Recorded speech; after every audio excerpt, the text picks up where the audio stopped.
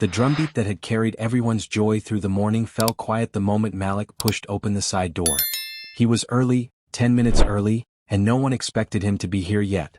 The main hall of the Atlanta Heritage Center hummed with guests in bright Ankara and Kent, with aunties fixing geli and uncles adjusting Igbata sleeves. Laughter mixed with gospel piano. But behind the frosted glass of the small dressing room, the world held its breath as Malik stood frozen, one hand still on the door handle, the ring box slipping from his fingers and thudding onto the carpet. Serena was there, his bride, her veil pushed back, lipstick smudged. And she wasn't alone. Amara stood with her, close enough that their foreheads touched. Amara's palms cupped Serena's face, thumbs wiping away nervous tears. Then Amara kissed her. It wasn't a clumsy peck or a confused goodbye. It was full and trembling and real, the kind of kiss that tells you a secret without words. The room went smaller and louder all at once. Malik heard his own heartbeat in his ears, felt the old proverb from his grandmother lodge in his chest. When the moon hides, the hunter must listen to the forest. Serena's eyes fluttered open and found his. Her breath caught, she stumbled back, knocking a hairbrush to the floor. Amara, calm even in shock, stepped between them on instinct, her body half-shielding Serena. "Malik," Serena whispered, voice breaking. This isn't." He held up a hand. It shook but he kept it steady. "Don't," he said, the single word sandpapered by pain. "Not yet." No one moved. Outside, the choir rehearsed the processional. Someone laughed near the punch bowl.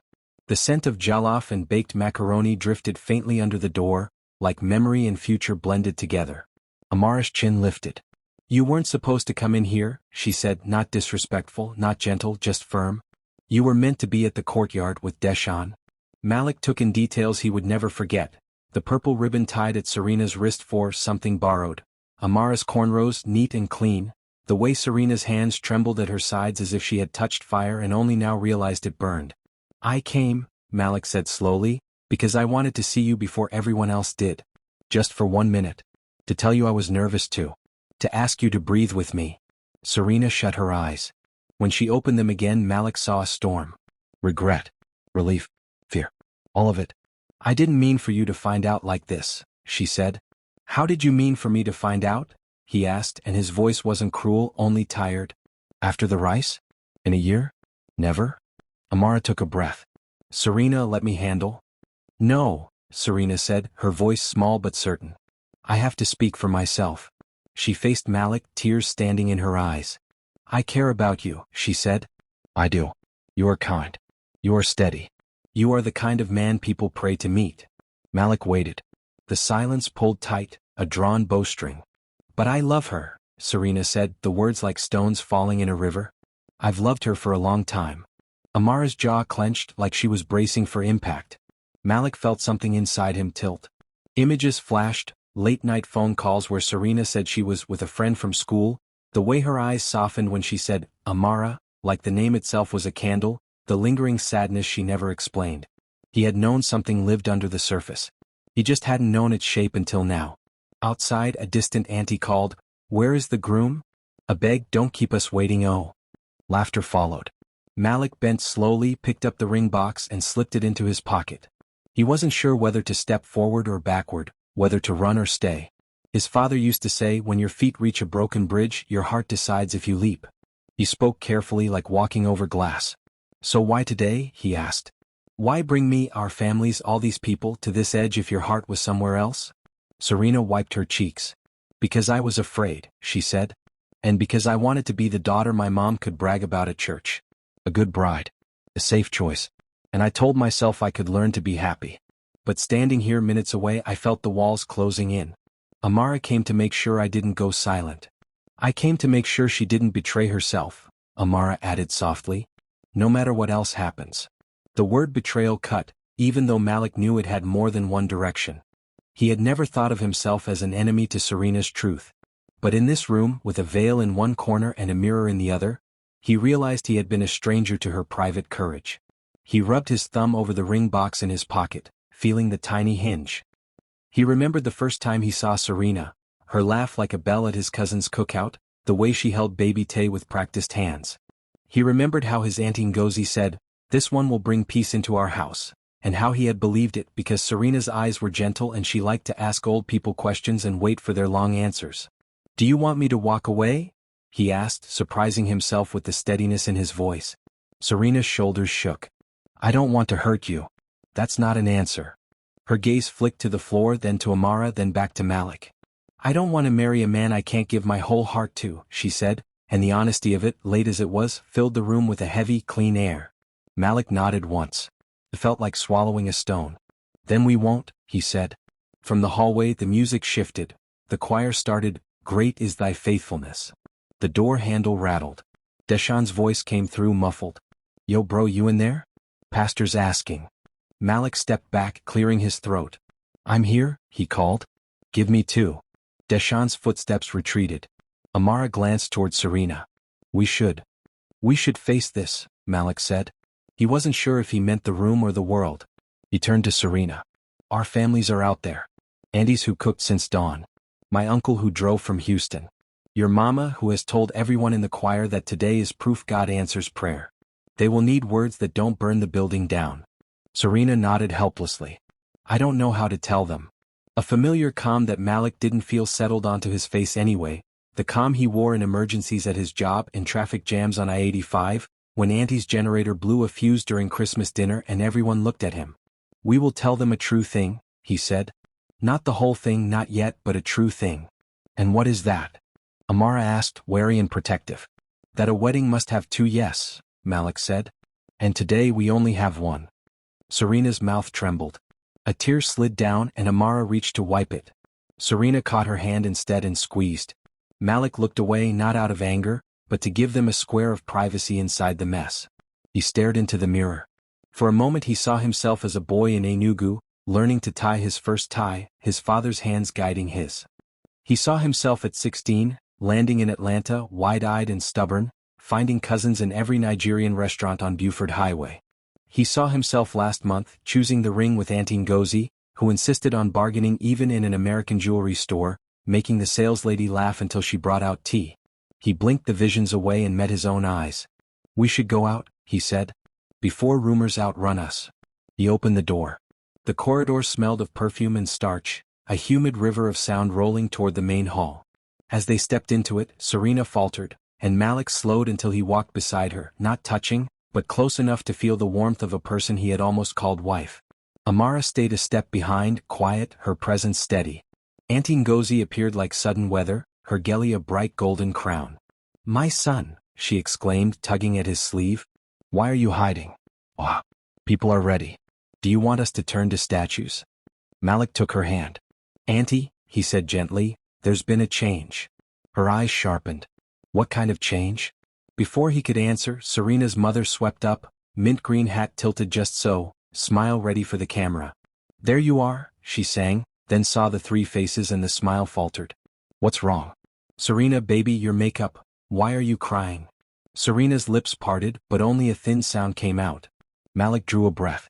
He could feel the choices crowding him. Tell a partial truth. Tell all of it. Tell nothing and flee. He heard his grandmother again. If you carry fire in a basket, run fast or put the flame out. He squeezed Andy's hand once and let go. He stepped past both mothers and onto the edge of the main hall. The room turned toward him in a slow wave, cameras lifted, murmurs rose, Pastor Emmanuel paused mid-sentence at the altar. The choir quieted. Deshawn, at the front in a trim navy suit, raised his eyebrows in question. Malik moved to the microphone. He didn't touch it yet. He stood there, looking out at a sea of faces he loved, at the bright clothes and shining eyes, at children in tiny loafers swinging their legs. He saw the giant projector screen behind the altar, ready to play a slideshow of him and Serena, picnic at Piedmont Park, Sunday dinners, that silly photo in matching dashiki shirts. The first slide waited, frozen on a title card that read, 2 hearts, 1 promise. His hand hovered over the mic. Behind him, the side door opened again. A hush fell so complete it felt like the room forgot how to breathe. Serena stepped in from the corridor, veil in one hand, the other hand empty. She stopped 2 paces behind Malik. And then a second figure entered, Amara, her face set, her shoulders square, not hiding anymore. All eyes shifted from Malik to the 2 women, then back to Malik. He wrapped his fingers around the microphone. Before we begin, he said, voice carrying clearly into the stunned quiet, there is something you all need to hear. The projector flickered, unprompted, and the title card dissolved to black. The speakers hummed as if the building itself leaned in to listen. The microphone was warm under Malik's hand. He knew once he spoke, words would fly like birds loosed from a cage, and none of them would return the world to the shape it held an hour ago. He opened his mouth. The projector screen blinked awake. A soft piano started, Deshawn's playlist for the slideshow. A picture filled the screen, Malik and Serena at Piedmont Park, laughing at nothing, sun on their faces. The room exhaled together. Cameras rose. Auntie smiled again, ready to be told it was all a small scare. Malik looked over his shoulder. Serena stood 2 paces behind him, veil gathered like a flag she wasn't sure to lift or fold. Amara stayed at the side aisle, half in the light, half in shadow. The second photo appeared, Christmas dinner last year. Serena in a red Ankara dress. Malik in a blue kaftan holding a tray of puff-puff. Auntie Ngozi in the corner, mouth open mid-laugh. The third photo, church picnic, paper plates, kids running through sprinklers. The music should have been sweet. Instead it floated over the room like something heavy disguised in ribbon. Malik drew the mic closer. His voice came calm. "Family," he said. "Friends. Pastor. Thank you for coming to celebrate love with us today." Serena looked at him then. A single nod. Permission. Or maybe apology. He took a breath. "Before we begin, there is a truth we must honor." He glanced toward Serena's mother and thought of every Saturday morning prayer she sent as a text. "Every God will do it," she whispered over casseroles. He thought of his own father, gone now, whose gentle hands taught him to knot ties and undo pride. The fourth photo rose onto the screen. It wasn't on the original slideshow. A courtyard bathed in late afternoon light. 2 women sitting on the low stone wall. Amara's cornrows under a blue headscarf. Serena barefoot, shoes on the ground beside her. Their fingers linked. Not kissing. Not even leaning close. But the kind of holding that tells a quiet story. The room tensed like a bowstring. The next image, Serena and Amara at a street festival, backs to the camera watching a drum circle. Amara's hand on Serena's shoulder, steady like a promise. The source of the photos wasn't clear. Maybe a friend's phone, maybe a mirror caught at the right angle. Whispers rolled like wine through long grass. A few phones buzzed, a ripple of alerts as cousins texted cousins 3 rows away. "You dey see this?" Serena's mother's hand flew to her chest. Pastor Emmanuel leaned forward in his seat. Deshawn shot to his feet at the tech table, eyes wide at the files. He had not put those images there. He began clicking like a man trying to hold water with his fingers. The screen froze, then turned black again. The piano kept playing for 2 more beats, then choked off. Silence stretched. Serena swallowed. "Those were mine," she whispered toward the mic, not loud enough for the back row but clear to the first few. "From college. They were on a drive." Malik watched her. He knew what this meant. Someone, somewhere in the tangle of last-minute planning, had plugged in the wrong folder. Or the right one, depending on whether truth counted as a mistake. He turned back to the hall.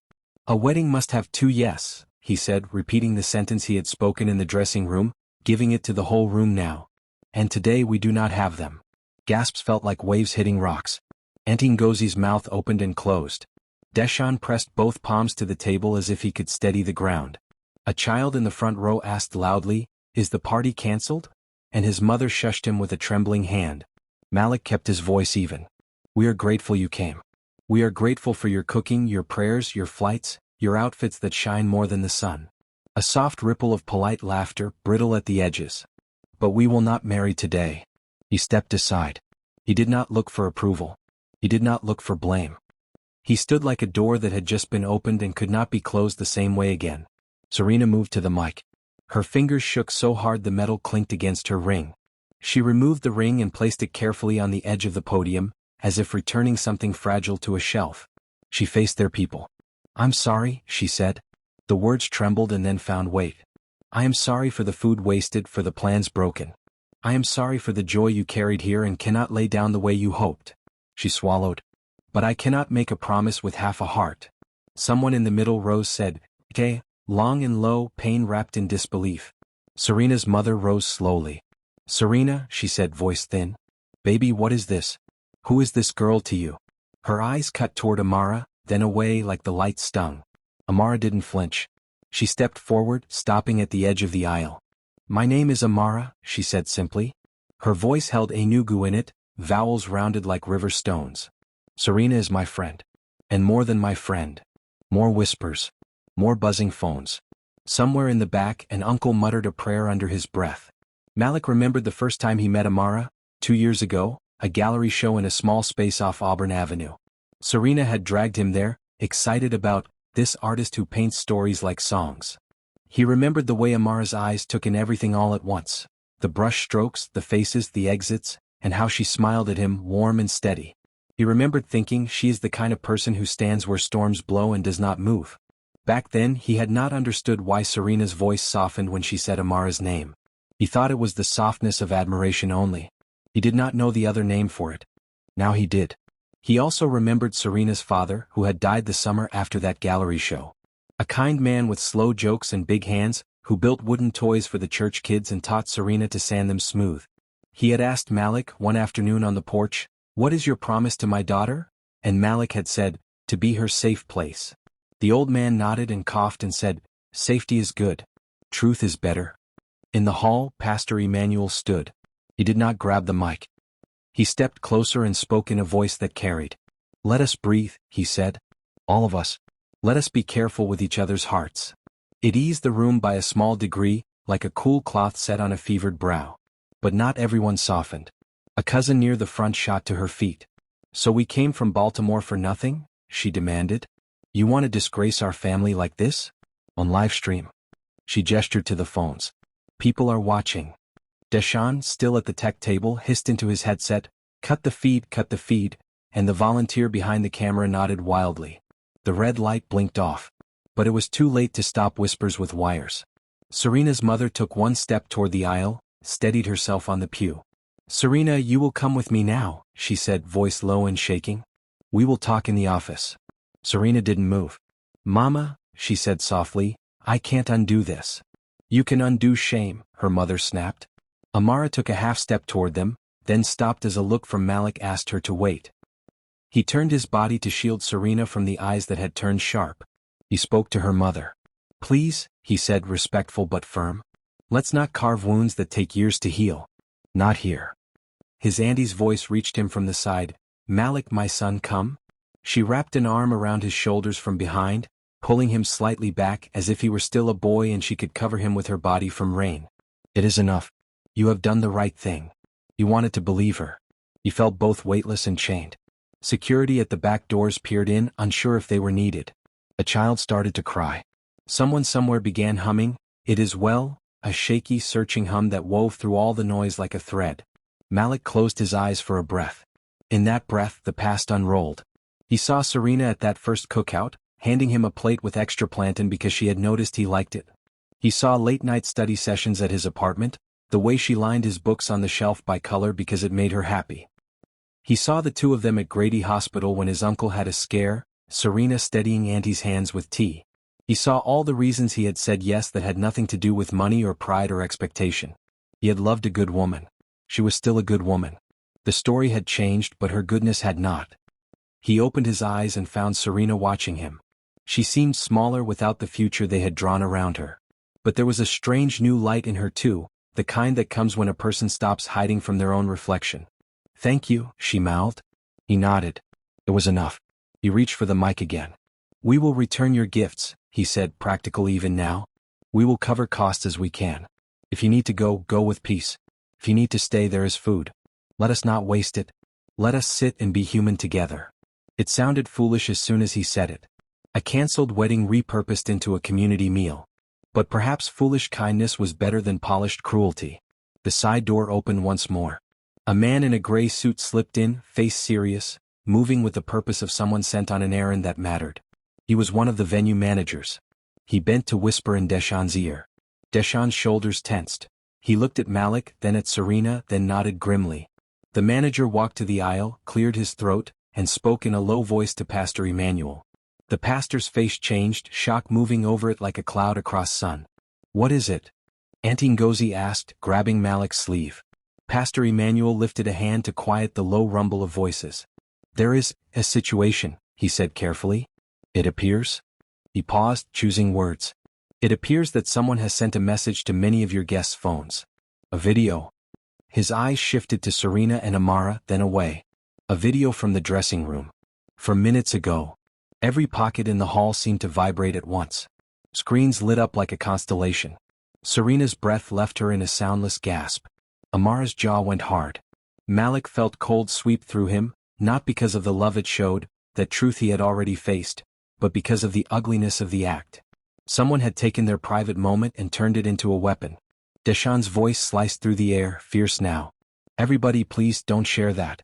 Don't play it. But a few taps had already happened. A few heads were already bent, eyes already widening. Malik stepped forward as if he could stand between 1,000 phones and 2 human hearts. Please, he said into the mic deeper than before. If you love us, if you love any of us, put your phones away.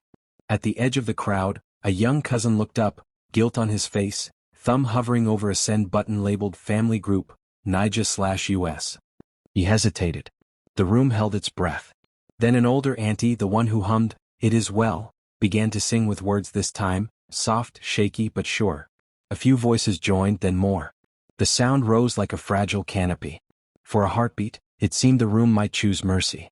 And then at the very back, a screen brightened and cast a small, unkind light on the ceiling. The first second of the video played, Serena and Amara, foreheads touching, a kiss full of relief and fear.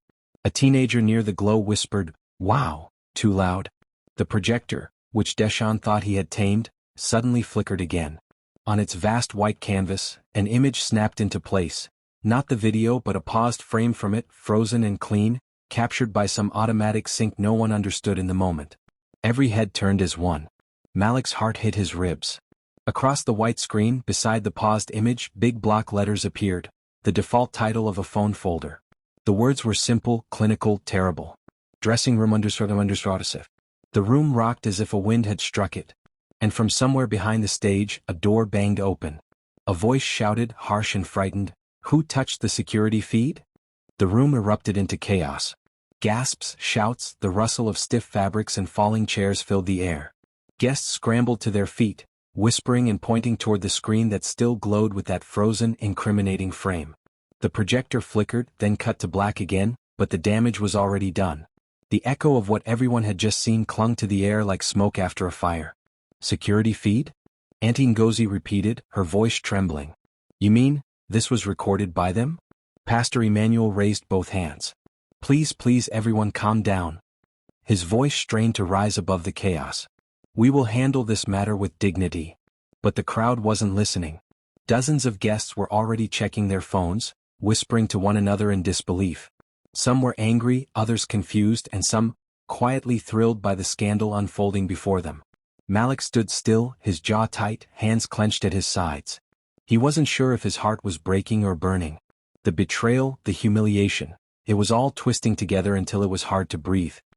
He turned to Serena, who stood beside him like a statue, face pale under her makeup. Amara reached out to hold her, but Serena stepped back, eyes wet. "This wasn't supposed to happen," she whispered. "Malik, I swear to you, this wasn't." "I know," he cut in quietly. His voice wasn't angry anymore. Just tired. But someone made sure it did. He scanned the hall, searching faces. The camera operator, a young man in his 20s wearing a red shirt with Event Vision Media embroidered on the chest, stood frozen near the sound booth. His hands hovered over the control board like he didn't know whether to run or hide. Deshawn was already on him in 2 strides. "You were in charge of the live feed, right?" he demanded, gripping the man's arm. "How did that video get in the system? Who gave you access to the dressing room camera?" The young man stammered. I don't know, sir. The security system uploads automatically to the main network. I didn't even touch those files." "Who connected the network to the projector?" Deshawn pressed. "I think," the man's voice cracked. "I think one of the planners asked me to show a new intro video before the slideshow. She brought a flash drive." Malik's gaze snapped toward the doorway where the event planner, Miss Chloe, a young woman in sleek braids and a red blazer, stood with a clipboard pressed to her chest, eyes wide. "Miss Chloe," Malik said, walking toward her slowly, "did you bring that flash drive?" She shook her head rapidly. "No, sir. I swear, I only used what the bride gave me." All eyes turned to Serena again. Her lips parted in shock. "I didn't give anyone a flash drive," she said weakly. "My things were in the dressing room." Amara's brows furrowed. "Your bag," she said softly. "You left it open on the chair when I came in. Someone could have taken something from it." The realization hit Serena like a slap. "Oh my God. Maya. The name cracked through the noise like lightning. Malik turned sharply. Who's Maya? Serena's breath came fast now. My maid of honor, she said. My cousin. She was supposed to be with me this morning, but she disappeared for a bit before the ceremony. A murmur rippled through the guests again. Some turned toward the front rows, where the bridal party had been seated. Maya's seat was empty. Deshawn looked around, scanning the crowd. Where is she? Did anyone see her leave? No one answered. Then a woman near the back whispered, she went out through the kitchen door about 5 minutes ago. With a man carrying a camera bag. Amara clenched her fists. She leaked the video. Serena staggered forward, her veil slipping from her shoulder. No, she wouldn't. Malik's voice hardened. She would. He turned to the manager. Lock the back doors. Yes, sir, the man said, hurrying away. A few men from the crowd, mostly older uncles, rose to help, moving toward the exits. Auntie Ngozi called out, nobody must leave until we know what's going on. But Serena's mother was trembling now. You're accusing your cousin? The same girl who helped plan this wedding for months. Serena's voice broke. Mama, she's always had feelings about me and Amara. She found out last month. She said I was bringing shame to the family. I thought she'd calmed down. Pastor Emmanuel sighed heavily. Vengeance wears many masks, he murmured. Malik ran a hand over his face, trying to steady his breathing. She didn't just expose you, he said slowly. She exposed all of us. On the biggest day of our lives. He turned to Deshawn. Call the police. Tell them someone's distributing private footage without consent. The crowd erupted again, half in protest, half in support. Police? At a wedding? Let it go. It's family matter. No, this is wickedness. Serena's mother collapsed into a pew, whispering prayers. Serena knelt beside her, tears streaming, but her mother pushed her away weakly. You have brought curse upon us, she murmured. I told you to walk in the light. Amara bent down beside Serena. Don't listen to that. We'll handle this. Together. But Serena shook her head. No, Amara. I dragged everyone into this. Malik turned toward them both, his voice quieter now but steady. You didn't drag anyone. You just loved the wrong way in a world that still doesn't know how to handle love. He looked up, scanning the crowd again.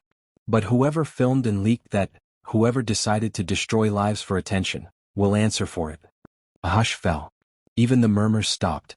Because at that moment, the double doors at the back creaked open. And Maya walked in. She looked calm. Too calm. Her ghillie was slightly askew, and she carried her phone in her hand, still recording. A few guests gasped.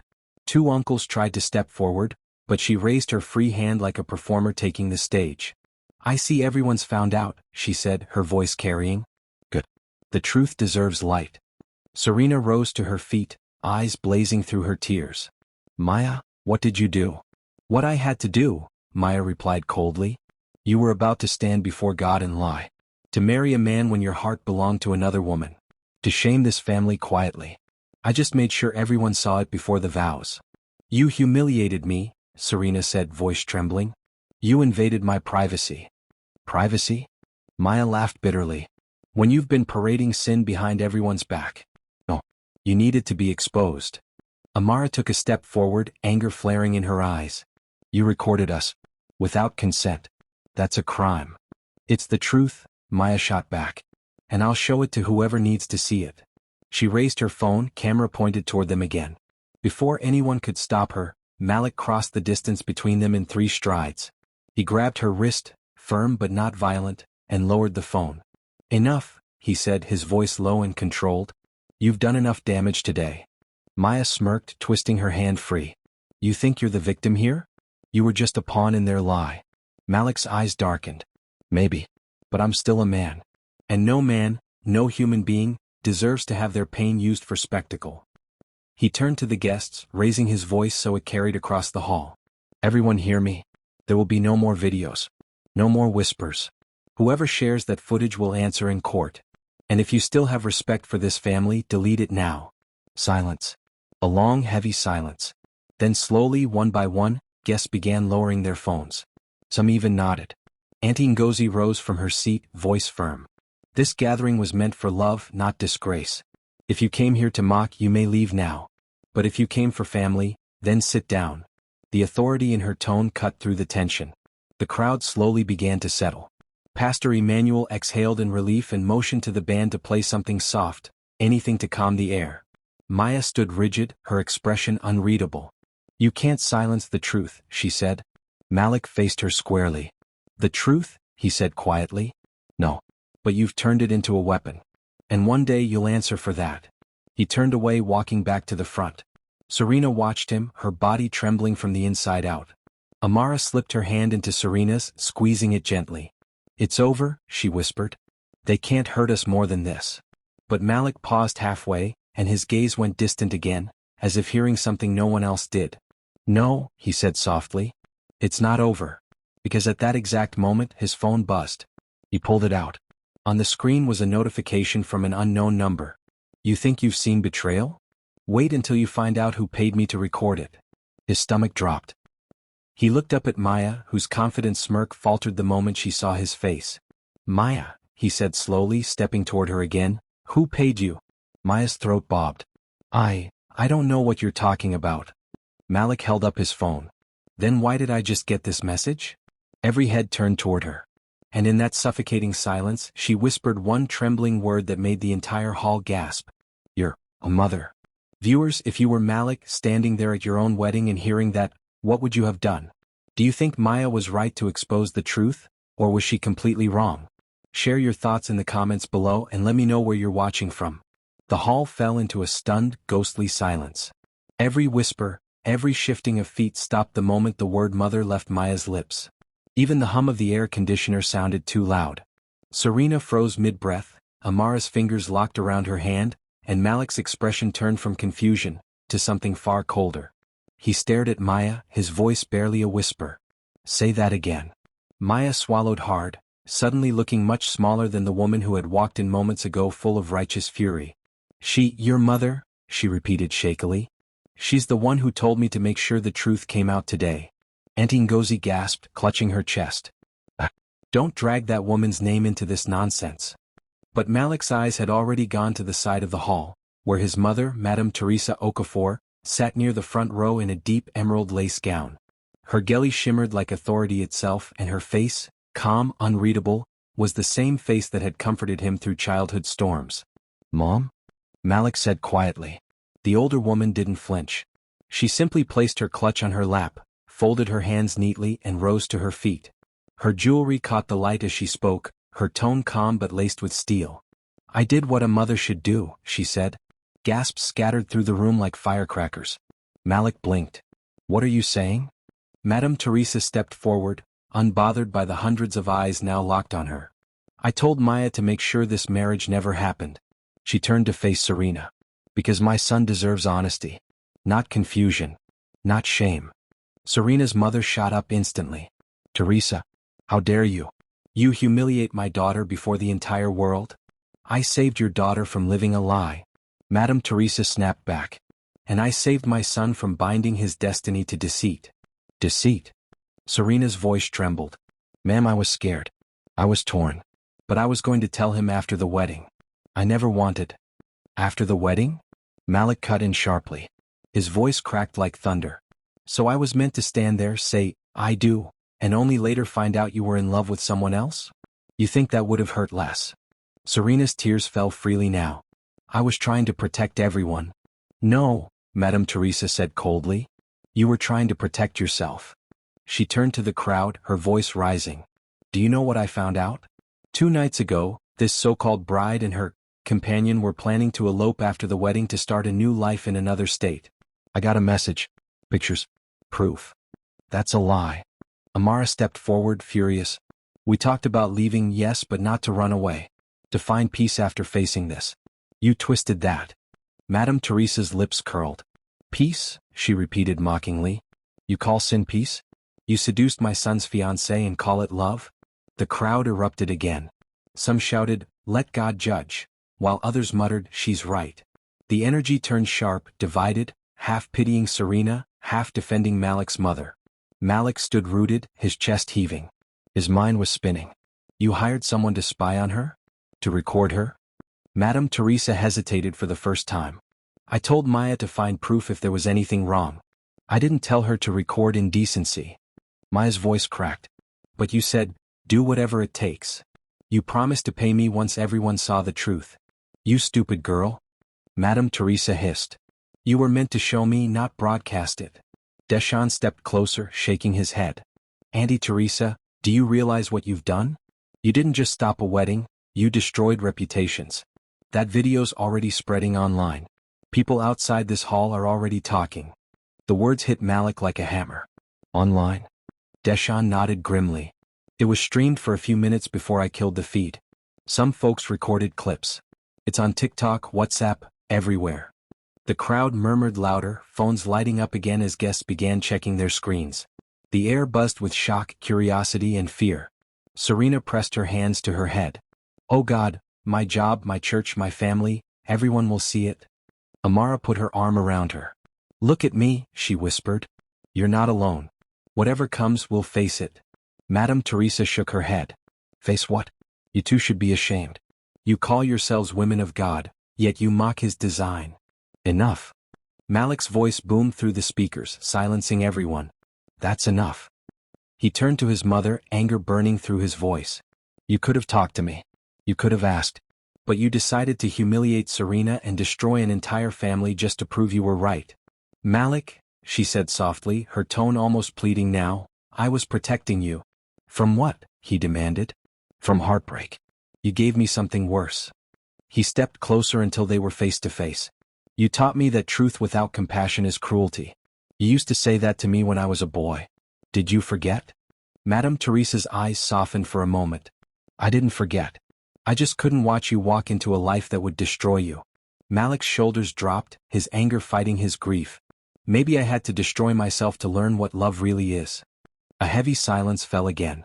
The crowd watched the two of them, mother and son, locked in that fragile space between love and judgment. Serena spoke, voice trembling. Mrs. Okafor, you wanted the truth? Here it is. I love your son.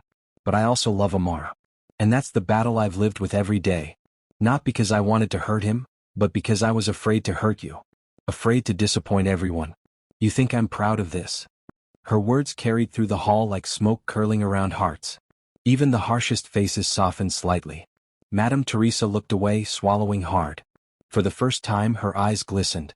Amara stepped forward, speaking gently. Ma'am, you may not understand us. You don't have to. But we never meant to mock your faith or your family. Serena tried to please everyone until she broke. Don't make her break again. For a long moment, no one spoke. Then Malik exhaled, his voice calmer but still heavy. Mom, I'll always love you. But this is something I can't forgive. Not yet. He turned to Deshawn. Please make sure Serena and Amara get to a private room. Away from the crowd. Pastor Emmanuel nodded. Yes. They need peace. Madame Teresa stepped forward as if to stop them, but Malik held up his hand. Please. Don't. Not today. Serena looked at him with tears shimmering in her eyes. Malik. He forced a faint smile, one filled with pain and lingering affection. You don't owe me an apology. You just owe yourself honesty. Deshawn guided Serena and Amara toward the side exit as murmurs rippled through the crowd again. Cameras were lowered.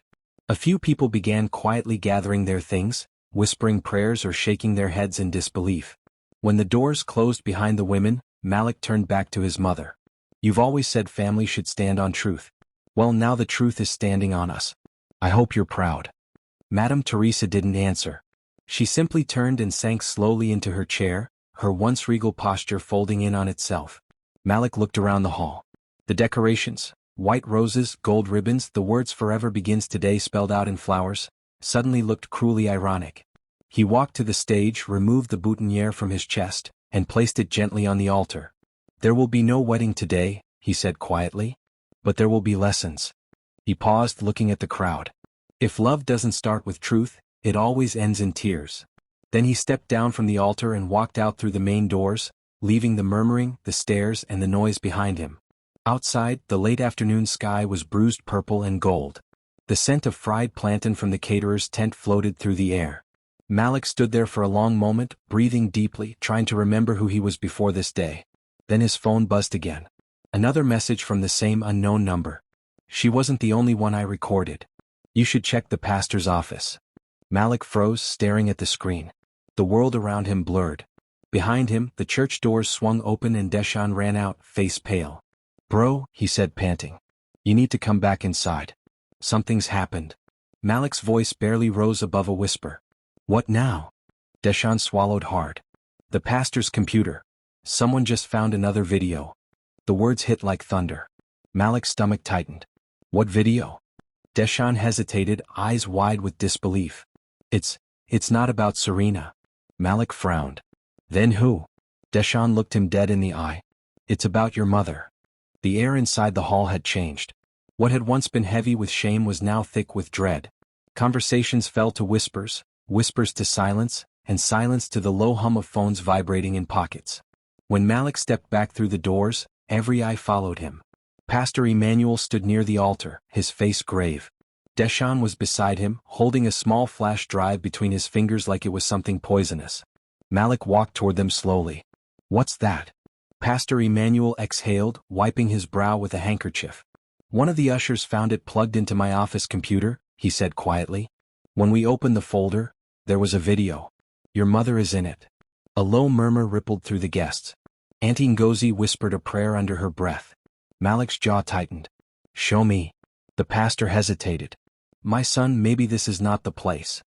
"Show me." The authority in Malik's voice silenced every objection. Deshaun nodded grimly, walked to the projector laptop and inserted the flash drive. The screen flickered. Once again the hall dimmed. And then, there she was. Madame Teresa. Sitting in her living room, the same emerald lace gown visible, her gelly still perfect. But this wasn't from today, it was clearly recorded days ago. She was speaking on the phone, unaware of the hidden camera perched on her shelf. Her voice filled the hall, clear and steady. "Maya, make sure the footage goes live before the vows," she was saying. "People must see who she truly is. I will send you the rest of the payment once the video trends." Gasp. Malik's hands balled into fists. His chest rose and fell sharply as the recording continued. "Don't worry," Madame Teresa said. "Once the video spreads, I'll tell the press my son was deceived. He'll get sympathy. The world loves a betrayed groom. That's how we protect the Okafor name." A loud "Jesus" burst from one of the aunties in the front row. On screen, the recording cut off abruptly. The projector went dark again. The silence that followed was unbearable. Madame Teresa stood frozen in the middle of the hall, every pair of eyes on her. Her confident expression cracked for the first time. That video was edited," she said quickly. "You people don't understand." Malik's voice cut her off like a blade. "So it's true. You paid her." "Malik. You used her," he said, stepping closer, his tone shaking. "You turned my wedding into a weapon just to protect your name." "I was protecting you," she cried, her voice breaking. "You're my only son. Everything I've built, everything your father left us, it was for you. I couldn't let you ruin your future over some confused woman who doesn't even know what she wants." Malik's voice cracked. "You don't decide what my future looks like, Mama?" His words echoed off the walls. Guests shifted uncomfortably. A child started to whimper somewhere in the back. "Do you even hear yourself?" he said, his voice trembling now. "You destroyed Serena's dignity. You dragged Amara through the mud. You turned a love story into a circus. And for what? Pride." Madame Teresa's chin quivered. "Everything I did out of love." "Love doesn't spy, Mother," Malik said, his tone raw. "Love doesn't humiliate." Auntie Ngozi moved toward them, trying to speak softly, but Malik raised a hand to stop her. "No, Auntie. Let her talk." Madame Teresa's hands shook. "You think I enjoyed this? Watching your heart break? No. But I saw what that girl was doing to you. You changed. You smiled less. You started questioning yourself. She was confusing you, Malik?" Malik shook his head. "No. She made me see myself. For the first time, I wasn't living for everyone else. I was just being me." His mother's eyes filled with tears. "So you'll abandon me? Your family? For her?" "I'm not abandoning you," Malik said softly. "But I'm done letting you choose my pain for me." The hall went utterly still. Serena's mother rose slowly from her seat. "Teresa," she said quietly, "you thought you were saving him, but you've destroyed your own name." Madame Teresa turned toward her, trembling.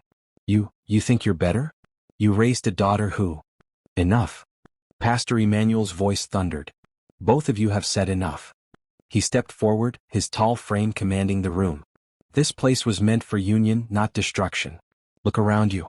Families torn apart. Children crying. People recording instead of praying. He turned toward the guests. Let no one share or forward another clip of this disgrace. Not one. Delete every file, every video. What God cannot use, gossip must not spread.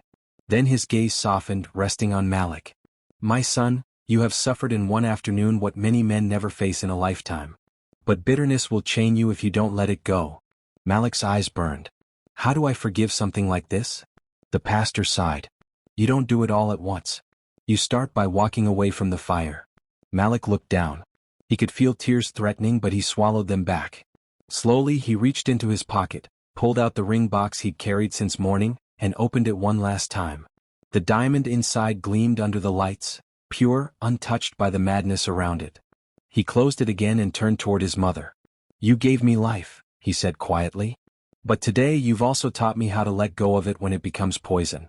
Madame Teresa sobbed quietly now, collapsing into a chair as her galley tilted sideways. Deshaun stepped closer to Malik. Bro, let's go, he said softly.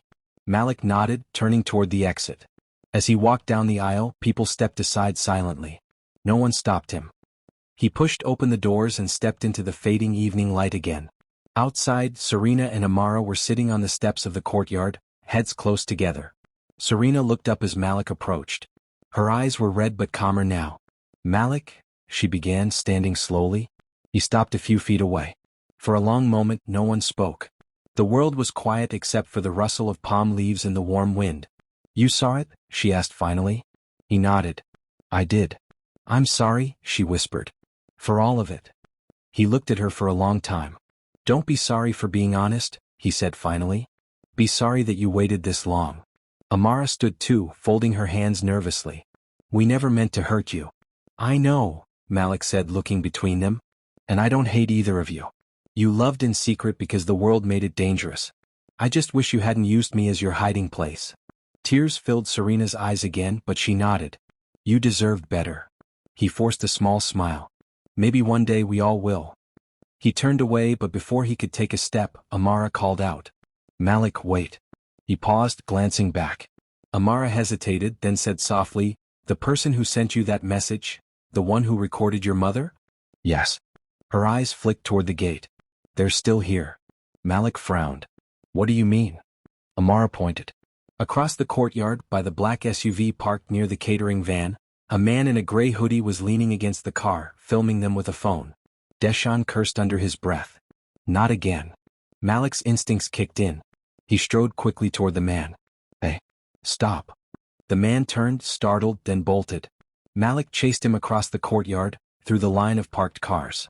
Guests screamed as the hooded figure knocked over chairs, sprinting toward the back gate. Stop him. Deshaun shouted, following behind. But the man was fast. He reached the gate, swung it open, and disappeared into the dusk.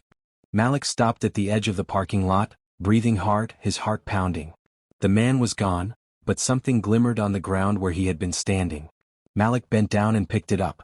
It was another flash drive. On the side, written in small white letters, were 2 words. Project Salvation. He turned it over in his hand, frowning. What in the world? Behind him, Deshaun caught up, panting. You got him? No, Malik said quietly, still staring at the drive. But I think he just gave me the next chapter. Deshaun blinked. Next chapter of what? Malik pocketed the flash drive, his voice low and sure. The truth.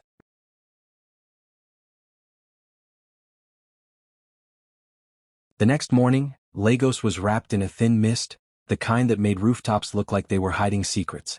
The storm of the wedding had raged across social media overnight. Malik's name, Serena's, and even Amara's were everywhere. Hashtag the wedding that never was, hashtag betrayed groom, hashtag double bride. Clips had been reposted thousands of times despite Pastor Emmanuel's plea. Gossip sites wrote their own versions of the story, and by dawn, the video had already been uploaded to YouTube by faceless accounts. Malik sat alone in his living room, phone face down, a cup of untouched tea beside him. He had barely slept. The silence of his apartment was suffocating, broken only by the faint buzz of his phone with each new notification. The flash drive, the one the hooded man dropped, sat on the table, its label Project Salvation staring back at him like a dare. Deshaun paced the room, phone pressed to his ear. No bro, the police say they're still tracing the IP. Whoever posted the video used a VPN. He sighed, rubbing his forehead. This is serious, Malik. You can't open that thing. It could be bait. Malik leaned back, eyes red but calm. If it's bait, I'll take it. I've already lost everything else. Deshaun dropped onto the couch. Man, you're talking like you don't care what happens next. I don't, Malik said simply. But I need to know what that drive holds. Someone recorded my mother, that room, and maybe more. I won't rest until I know who's behind this. Deshaun frowned. You think Maya's still involved? Malik shook his head. No. Maya was a pawn. Someone used her. She wouldn't risk her family for free. He picked up the flash drive, turning it between his fingers. There's more to this. He plugged it into his laptop. Deshaun groaned. You're really doing this? Without antivirus? Bro, don't. But it was too late. The screen blinked and a folder appeared instantly. Inside were 3 files labeled Teresa_record2.mp4, myconfession.wave, letter to Malik.pdf. Malik's stomach tightened. He clicked the second one first. The audio crackled and then Maya's voice filled the room, shaky, terrified, whispering. If anyone finds this, I didn't know it would go this far. I swear. Madame Teresa said it was just to stop the wedding. But someone else contacted me, said they'd pay double if I made sure it went viral. They called themselves Project Salvation. I don't know who they are, but they sent me footage I never recorded, videos of the pastor, the mother, even the bridesmaids. They have cameras everywhere. I'm scared. If something happens to me, tell Malik I'm sorry. Then static. Deshaun's eyes widened. Bro, this isn't just family drama anymore. Someone's running surveillance, illegally. Malik clicked the first file, Teresa_record2.mp4. The video began in the same living room as the previous one, but this time, Madame Teresa wasn't on the phone. She was talking directly to someone off camera. I've done what you asked, she said, voice low. The wedding is ruined. But I need to know, what now? You promised me protection. A man's voice responded, deep and calm. It wasn't familiar. You did well, madam. Now we move to phase 2. The family's credibility must crumble. We need the press to believe you're the victim. The rest will follow naturally. Teresa hesitated. And what about my son? He'll thank you later. Once he understands what we've built. The recording ended abruptly. Deshaun stared at the screen, jaw tight. What we've built? Bro, this is bigger than your mom. Somebody's orchestrating this like a movie. Malik leaned forward, scrolling through the drive. He clicked the last file, letter to Malik.pdf. A single page opened. Typed neatly in black font. Malik Okafor. You think yesterday was about love? It wasn't. It was about loyalty. Your family's company, Okafor Holdings, has been under investigation for money laundering. Your mother's dealings with foreign investors caught the wrong attention. We needed leverage and we used you. The wedding was the perfect distraction. The footage ensured chaos. While everyone was focused on your humiliation, we accessed your mother's accounts. By now, her assets belong to us. Don't bother going to the police. Project Salvation doesn't leave fingerprints. If you want the truth, meet us tonight, 9 p.m. Freedom Park, Lagos. Come alone. The page ended with a small red stamp, an emblem Malik didn't recognize. It was shaped like an eye inside a triangle. Deshaun was speechless. Oh my God. They used your wedding to rob your family. Malik sat still, staring at the words. His jaw clenched slowly. Now it makes sense, he said under his breath. The video. The timing. Even the leak. He looked up, eyes burning with new focus. They wanted to ruin our name publicly so no one would question the collapse of the company. Deshaun grabbed his shoulder. Bro, this is dangerous. You can't go meet these people. You saw what they can do. Malik rose to his feet, slipping the flash drive into his pocket. If I don't go, I'll never know who they are. Then let me come with you. No, Malik's voice was firm. They said alone. If they're watching, and they are, I can't risk anyone else. Deshaun exhaled, rubbing his forehead. At least tell me where exactly. Freedom Park, Malik said, already heading to his room. 9 p.m. By nightfall, the city glowed with restless energy. Freedom Park, once a colonial prison and now a cultural hub, stood eerily quiet under the flicker of yellow lamps. The distant sound of traffic from Broad Street drifted in faintly. Malik arrived in a black hoodie, his face shadowed. The air was heavy with tension. He walked slowly across the courtyard, past the empty stage and art installations, until he reached the center fountain. There on the stone edge sat a man in a gray suit, calm, clean-shaven, and smiling faintly as if he had been expecting him for years. "Mr. Okafor," the man said. "You came. Who are you?" Malik demanded. The man stood, extending his hand. "I represent Project Salvation." Malik ignored the gesture. "You used my family. You leaked our private lives. Why?" The man tilted his head. "Because your family built its empire on other people's pain." Malik frowned. "What are you talking about?" The man stepped closer. "Your father's company laundered money for politicians during the last election. Your mother continued those deals. We've been watching for years. The difference between us and them?" He smiled thinly. "We believe in cleansing corruption through exposure." Malik's heart pounded. "So you destroy people's lives for justice?" "Justice is never clean," the man said calmly. "We didn't want you to suffer, Malik. You were collateral. But now that you know, you have a choice." "What choice?" The man's eyes gleamed. "Join us. Help us finish what your mother started. Use your family name to rebuild, this time under our guidance. You'll have everything you lost and more." Malik stared at him. "And if I refuse?" The man smiled faintly. "Then by sunrise, the rest of those videos, your mother's confessions, the offshore transfers, even your own personal records, will go public." Malik's fists clenched. "You're blackmailing me."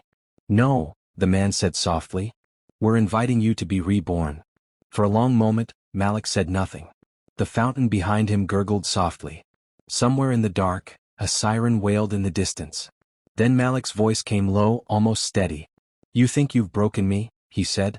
"But you've only taught me what I'm fighting for." The man's smile faded. "You'll regret this." Malik took a step back. "Maybe. But I'll regret more if I stay silent." He turned sharply and walked away, heart hammering, not daring to look back. As he reached the gate, his phone buzzed. A message flashed across the screen, "Unknown number again. You just made the biggest mistake of your life." He stared at it, then slipped the phone back into his pocket and kept walking into the dark. But behind him, at the fountain, the man in the gray suit pulled out a small earpiece and said quietly into it, "Phase 3 begins at dawn. Target, Malik Okafor." Morning light crawled through Malik's apartment, touching the edge of the curtains but failing to bring peace with it. His phone buzzed endlessly, calls from reporters, messages from family members, even old classmates pretending to check on him while fishing for gossip. But Malik ignored them all. He sat at his desk, staring at the flash drive in his laptop screen, replaying the man's words from last night in his mind. Phase 3 begins at dawn. He hadn't slept. His mind was a battlefield of anger and fear. The more he thought about Project Salvation, the more he realized this wasn't just about his family, it was a coordinated system. They called it salvation, but it was control. A knock sounded on the door. 3 sharp raps. Malik tensed. "Who is it?" "It's Deshaun, man." "Open up." He exhaled and unlocked the door. Deshaun walked in, holding a newspaper and a look of disbelief. "Bro," he said, dropping the paper on the table. "They weren't lying. Look at this." The headline read in bold letters. "Okafor Holdings under federal investigation. $12 million in offshore accounts frozen." Below it was a grainy photo of Malik's mother being escorted out of her gated estate by plainclothes officers. Malik grabbed the paper, his chest tightening. "They moved fast," he whispered. "Too fast," Deshaun said. "This wasn't the police acting alone. Someone tipped them off." Malik's phone buzzed again, this time a private number. He answered cautiously. "Hello." A female voice, sharp and official, came through. "Mr. Okafor, this is Inspector Folake with the Economic and Financial Crimes Commission. We need you to come in for questioning. Immediately." Malik's grip tightened on the phone. "Questioning? For what?" "For your involvement in your mother's financial dealings," she said. "We have evidence you received funds from one of her accounts last week." Malik's mind flashed back. Yes, his mother had transferred 3.5 million Nigerian nairas to him as a wedding gift. He hadn't even spent it. "I didn't know anything about that money," he said quickly. "Then you won't mind explaining that in person," Folake replied. "Come to our Marina office within the next hour." The line went dead. Deshaun cursed under his breath. "Bro, they're setting you up." Malik's hands trembled slightly as he dropped the phone. "Phase 3, he murmured. "They told me it starts at dawn, and here it is." He grabbed his jacket and pocketed the flash drive again. "I'm not running," he said. "If I run, I look guilty. Then at least let me drive you." Deshawn said. The EFCC office in Marina was a fortress of glass and suspicion. As Malik walked through the entrance, dozens of eyes followed him. Some recognized his face from the viral video. Others whispered behind clipped folders. Inspector Folake met him at the reception. She was in her mid-40s, sharp suit, short natural hair, no nonsense in her gaze. "Mr. Okafor," she said, leading him to a small office. "Please sit." Malik obeyed. She opened a file. "You're aware of the allegations against your mother?" "Yes." "And that you personally benefited from funds wired from her accounts linked to foreign shell companies?" "I didn't know those funds were illegal," Malik said. "I thought they were for my wedding." Folake raised an eyebrow. "You think we haven't heard that one before?" "I have proof," Malik said quickly. "There's a group behind this, Project Salvation. They're manipulating everything." Her expression didn't change. "Project Salvation?" "Yes," Malik said, pulling the flash drive from his pocket. "Everything's on here. Recordings, confessions, emails, please check it." She stared at the drive. "Where did you get this?" "A man dropped it after my wedding," Malik said. "He told me to meet him. They're using my family as pawns." Folake hesitated, then gestured to a nearby technician. "Plug it in." The man inserted the drive into his system, and the folder appeared instantly. He clicked the letter to Malik.pdf file.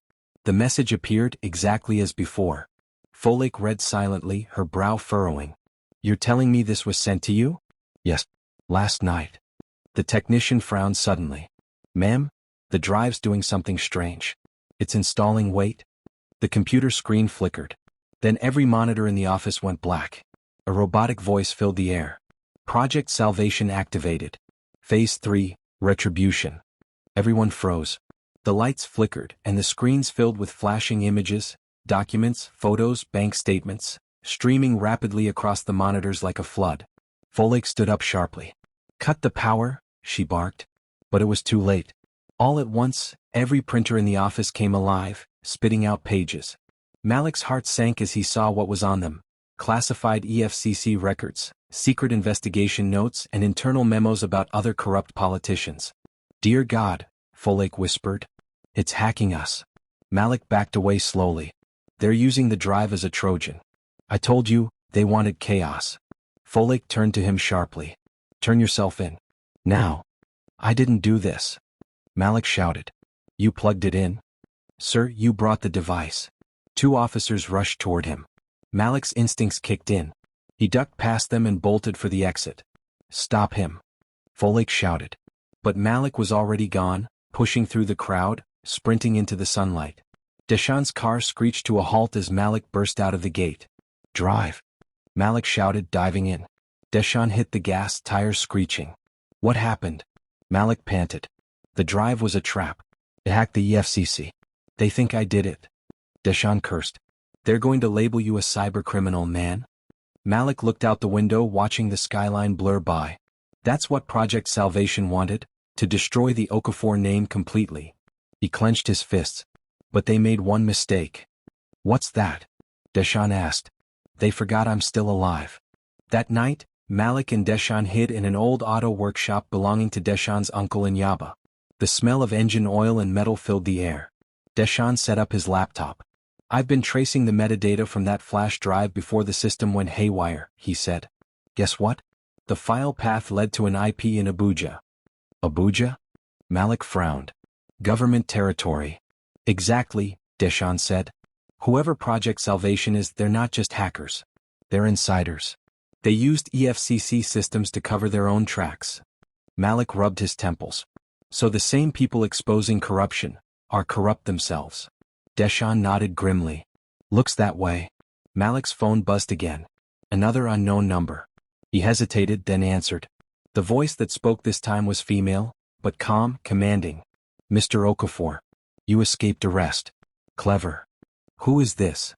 "I am what you'd call the other half of Project Salvation," she said. "The side that doesn't believe in destruction."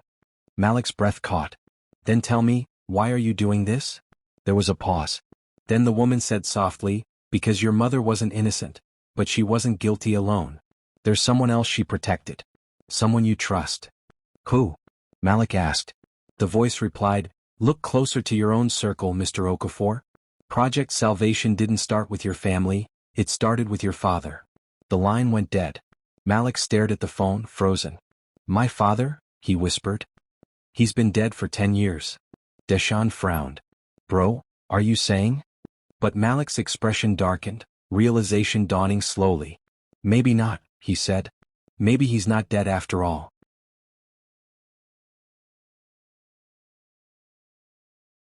The generator behind Deshaun's workshop hummed like a tired heartbeat as night crept over Yaba. Malik sat hunched at the edge of the metal work table, his face dimly lit by Deshaun's laptop screen. Every word the mysterious caller had said echoed in his skull. Project Salvation didn't start with your family, it started with your father. He couldn't breathe for a moment. His father had died in a car crash 10 years ago. He'd seen the coffin. He'd thrown sand on the grave himself. Deshaun leaned forward, his voice low. Malik, you sure this isn't just another one of their tricks? Malik rubbed his face. If it was, why mention him? They've already destroyed my mother, my reputation, my company. What more could they gain by lying? Deshaun pointed at the laptop. Let's trace the call. Maybe we get a location. He started typing quickly, cross-referencing call towers and signal IDs. A small map blinked on the screen. The coordinates led to the outskirts of Abuja, the old Federal Archives building, abandoned for years. Malik's pulse quickened. That's a government property. Exactly, Deshaun said. Which means whoever this is, they have serious access. Malik stood. Then that's where I'm going. Deshaun looked up sharply. Bro, you're walking into a trap. Maybe, Malik said. But it's a trap holding the truth. I can't keep running. I have to end this. He grabbed his jacket and the remaining copy of the Project Salvation drive. Deshaun sighed. At least let me come. Malik shook his head. No. If I don't come back, tell the truth, everywhere. Online, in the press. Make them hear it. By the time Malik reached the Federal Archives, the night was heavy and silent. The building loomed like a relic of forgotten governments, broken glass, rusted gates, vines crawling up the walls. He pushed the gate open and stepped inside. The air smelled of old paper and dust. A single light glowed at the end of the hallway like a beacon. Malik Okafor. The voice came from the shadows, female, confident, and oddly familiar. From behind a desk stepped the woman he'd heard on the phone. She was in her early 50s, slim, with salt and pepper braids pulled back neatly. Her face carried a quiet power. You came, she said. Malik studied her. Who are you? She smiled faintly. My name is Kemi Adesina. I was your father's partner. Once. Malik froze. My father's partner? You mean, his business? No, she said softly. His cause. She motioned to a dusty file cabinet behind her. Your father started Project Salvation. 20 years ago. It was meant to expose corruption in government contracts, quietly. But after he died, others twisted it. They turned it into a machine of control. Malik's breath caught. You're saying, my father wasn't a criminal? Kemi shook her head. He was a patriot. But when he uncovered proof that some of his own investors were stealing from the Nigerian treasury, he threatened to go public. They silenced him. Your mother knew. She took the money he'd hidden and tried to protect you. That's why she continued his dealings, so the men behind the curtain wouldn't touch you. Malik's knees nearly gave out. So, she lied to save me. Yes, Kemi said gently.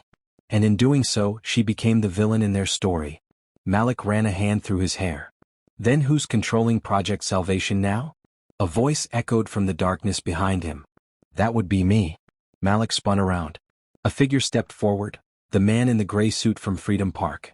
His face was calm, expression unreadable. Kemi's expression hardened. You shouldn't be here. The man smiled thinly. You shouldn't have interfered, Kemi. You know how this ends. Malik's heart pounded. You said my father built this. You lied to me. Not exactly, the man replied. Your father built the foundation. I perfected it. He believed in exposing corruption. I believe in weaponizing it. People fear scandal more than bullets. Fear keeps the system clean. Clean? Malik spat. You ruined innocent people. Innocent? The man chuckled. There are no innocents. Only useful pieces. He glanced at Kemi. And you, my dear, are no longer useful. From the corner of the hall, 2 armed men stepped out, rifles raised. Kemi whispered urgently, Run, Malik? But Malik didn't move. His fists clenched. I'm done running. The man sighed. Then die brave like your father. Before he could signal his men, Kemi slammed her hand on the old alarm panel beside her. Red lights flashed, a siren wailed. Go, she shouted. Malik dove for cover as the guards opened fire, bullets cracking through the air. He crawled behind a fallen cabinet, grabbed a rusted pipe, and swung it into the knee of one guard as he approached. The man screamed, gun clattering to the floor. Malik kicked it away and ran for the corridor. Kemi fired a single shot from a pistol she'd pulled from her bag, hitting the second guard in the shoulder. Move, she yelled again. Malik sprinted toward the back exit, heart hammering. Behind him, the gray-suited man shouted, You can't escape the truth, Malik. You are your father's legacy. Outside, Malik stumbled into the cold air. A black SUV roared to life near the gate. Deshaun was at the wheel. Get in. Deshaun shouted. Malik dove in, slamming the door. How did you? Tracker app man. I told you not to come alone. The SUV sped away as gunfire echoed behind them.